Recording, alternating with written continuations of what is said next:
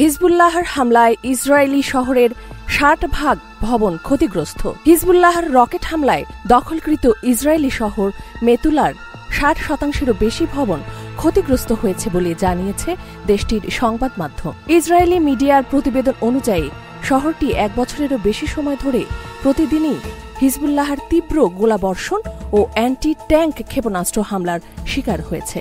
Israeli মিডিয়ার বরাতে আল মায়াদিন জানিয়েছে, হিজবুল্লাহর হামলার কারণে মেতুলা একটি ধ্বংসপ্রাপ্ত সামরিক অঞ্চলে পরিণত হয়েছে। সেখানকার ৪৫০টিরও বেশি বাড়ি হিজবুল্লাহর আক্রমণে ক্ষতিগ্রস্ত হয়েছে, যার মধ্যে অন্তত ৬০% বাড়ির কাঠামো মারাত্মকভাবে ধ্বংস হয়েছে।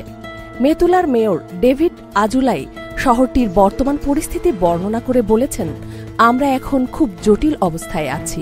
মেতুলায় ঠিক কি কি অবশিষ্ট আছে সে বিষয়ে আমরা অনিশ্চিত। তিনি মেতুলাকে প্রতিবেশী শহর হার জাভিয়া অঞ্চলের সঙ্গে তুলনা করেছেন, যা নিকটবর্তী ওয়াদাইসা এবং কফর কিলার সম্মুখভাগে অবস্থিত। মেয়র আজুলাই জানান, ওই এলাকায় ১০০টি বাড়ির মধ্যে অন্তত ৭৫% বাড়ি ক্ষতিগ্রস্ত হয়েছে, যার সবই ব্যবহার অযোগ্য। সেগুলোর অধিকাংশকেই ধ্বংস করা প্রয়োজন। এছাড়াও ফিলিস্তিনিদের দখলকৃত উত্তরাঞ্চলে ২০,০০০ বসতি ক্ষতিগ্রস্ত হয়েছে বলে দাবি করা হয়েছে। আজুলাই আরও উল্লেখ করেন, দখলকৃত উত্তরাঞ্চলে সরাসরি ক্ষতির পরিমাণ ২ বিলিয়ন শেকেলের বা $৫৫ বেশি।